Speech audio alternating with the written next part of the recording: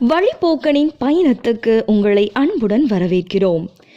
இந்த 8வது எபிசோடிலும் வழிப்போக்கனின் பயணத்தில் இணைந்து பயணிப்போம் வாருங்கள்.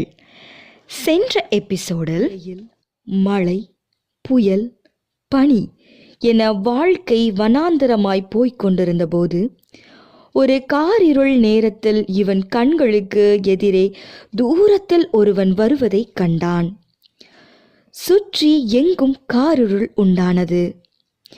எங்கும் அந்தகாரம். அமைதியான தேசம் சற்று நேரம் தன் அமைதியை இழந்தது போல் ஆனது. இவன் அவனை யார் என்று பார்க்கும்படி தன் கண்களை ஏறெடுத்தபோது அங்கு வருவது மாயலோகத்தின் மன்னன் என்று அறிந்து இவனையும் அறியாமல் தன் பட்டயத்தை எடுக்கப் போனான். அப்பொழுது நான் நினைவிற்கு வந்தது தன்னிடம் பட்டயம் இல்லை என்று. பட்டயத்தை தான் ராஜா திரும்ப எடுத்துக்கொண்டாரே. பட்டயம் இல்லாவிட்டாலும் அவனை எதிர்கொள்ள தயாரானான். ஏனென்றால் அவன் எதிரி நாட்டு மன்னன். அவர்கள் தேசம் மாயலோகம் என்பது. அந்த தேசம் முழுவதும் மாயத்தால் நிறைந்திருக்கும். பார்வைக்கு இன்பமும் புசிப்புக்கு ஏற்றது போலவும் தோன்றும். ஆனால் உள்ளே அழுகையும் பற்கடிப்பும் உண்டாயிருக்கும். மாயலோக மன்னனின் பெயர் அதிகாலையில் மகனாகிய விடிவெள்ளி என்பது. அவன் வஞ்சிப்பதில் வல்லவன், சர்ப்பத்திற்கு நிகரானவன். மாயலோக மன்னன் இவன் அருகே வந்து இவனை பார்த்து, பட்டயத்தை ஏன் தேடுகிறாய்? நான் உன்னோடு யுத்தம் செய்ய வரவில்லை. உன்னை குறித்து என் தேசமெங்கும் கேள்விப்பட்டேன். உன்னை பார்க்க வேண்டும் என்று ஆவல் வந்தது. அதனால் உன்னை பார்த்துவிட்டு போகலாம் என்றுதான் வந்தேன் என்றான். மாயலோக மன்னனின் வார்த்தைகளில் விஷம் நிறைந்திருக்கும் என்பதை இவன் அறிந்திருந்ததினால் அவனுக்கு பதில் ஒன்றும் சொல்லாமல் அமைதியாகவே இருந்தான். மாயலோக மன்னன் பேசத் தொடங்கினான். உன் தேசத்தில்தான் உன்னை யாரும் மதிப்பதில்லை. ஆனால் எங்கள் தேசத்தில் எல்லோரும் உன்னை பற்றி தான் பேசுகிறார்கள். நீ உன் ராஜாவின் வார்த்தைக்கு அப்படியே கீழ்ப்படுகிறாயாமே.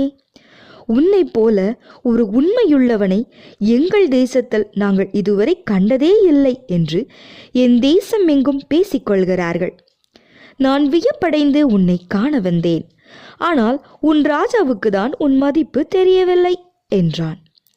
இப்படி மாயலோக மன்னன் இவனை புகழ்வது போல புகழ்ந்தான். ஆனால் அவனுடைய நோக்கம் புகழ்வது இல்லை, புகழ்வது போல் வஞ்சகமாய் பேசி தன் பக்கமாய் இழுப்பதாகும். மேலும் இவனை பார்த்து, உன் ராஜாவை விட நான் உன்னை நன்கு புரிந்து கொண்டிருக்கிறேன். உன் மதிப்பை அறிந்திருக்கிறேன். இந்த தேசத்தில் நீ இருப்பது உனக்கு தகுதியல்ல. நீ இந்த தேசத்தை விட்டுவிட்டு என் தேசத்திற்கு வா என்று மெதுவாய் தன் வார்த்தைகளால் வசப்படுத்த முயற்சி செய்தான். மேலும் நீ உன் தரித்திரத்தை விட்டு எழுந்து என் பின்னே வா. நான் உனக்கு வெள்ளியும் பொன்னும் தந்து உன்னை ஐஸ்வர்யவனாக்குவேன் என்றான். உனக்கு இஷ்டமானபடி என் தேசத்தில் இரு. உனக்கு இஷ்டமானதை நீ செய். நீ கேட்பதையெல்லாம் உனக்கு தருகிறேன். இவ்வாறு அவன் தேசத்தின் சகல மகிமையையும் காண்பித்து இவனை இழுக்க முயற்சி செய்தான். இவன் ஏற்கனவே காத்திருந்து இளைத்து போயிருந்தான்.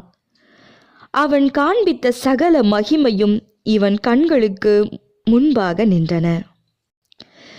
இப்படி இருக்க மாயலோக மன்னனின் ரதம் அங்கே கொண்டு வரப்பட்டது. வா, வந்து என்னோட கூட ரதத்தில் ஏறிக்கொள் என்றான். இதையெல்லாம் சுற்றி நிற்கிற அநேகர் வேடிக்கை பார்த்து கொண்டிருந்தனர். யாவருடைய கண்களும் இவன் கால்களை ரதத்தை நோக்கி எடுத்து வைப்பானோ வைக்க மாட்டானோ என்று இவன் கால்களையே பார்த்து கொண்டிருந்தனர். சரி சரி, நேரம் ஆகி பொழுது இருட்ட போகிறது. பிள்ளைகளே, நீங்க உங்க வீட்டிற்கு செல்லுங்கள். உங்க பெற்றோர் உங்களை தேடுவார்கள். ஐயோ தாத்தா, முழுசா சொல்லி முடிங்க. அடுத்தது என்ன நடந்துச்சு? 12 ஊழியக்காரன் என்ன முடிவு செய்தா? சொல்லுங்க தாத்தா, சொல்லுங்க. பிள்ளைகளே, இன்னும் 2 தினங்கள் கழித்து நான் மீண்டும் உங்கள் ஊருக்கு வருவேன். அப்பொழுது சொல்லுகிறேன். இப்பொழுது நான் இரவு தங்குகிறதற்கு ஊருக்கு வெளியே உள்ள சத்திரத்திற்கு போக வேண்டும். ஆகையால் நீங்களும் வீட்டுக்கு செல்லுங்கள் என்று சொல்லிக்கொண்டே நகர்ந்தார் அந்த பெரியவர். இந்த சிறு பிள்ளைகளும் சரி தாத்தா என்று சொல்லி தங்கள் வீட்டை நோக்கி நகர்ந்தனர். திடீரென சிறுமியின் மனதில் ஒன்று தோன்றியது. அது, டே அண்ணா, இவ்வளோ நேரம் நமக்கு கதை சொன்ன அந்த தாத்தா யார் என்று நம்ம கேட்கவில்லையே என்றாள். அட ஆமா என்றான் அவள் அண்ணன். தாத்தா மெதுவாக தான் நடந்து போகிறார், வா நம்ம போய் கேட்டுவிட்டு வரலாம் என்று சொல்லி 2 பேரும் ஓட்டம் பிடித்தனர். தாத்தா கொஞ்சம் நில்லுங்க, கொஞ்சம் நில்லுங்க. மற்றும் அடுத்த ஒரு எபிசோடில் உங்களை நாங்கள் சந்திக்கிறோம். மேலும் வழிபோக்கனின் பயணம் தொடரும். கர்த்தர் உங்களை ஆசீர்வதிப்பாராக. ஆமீன்.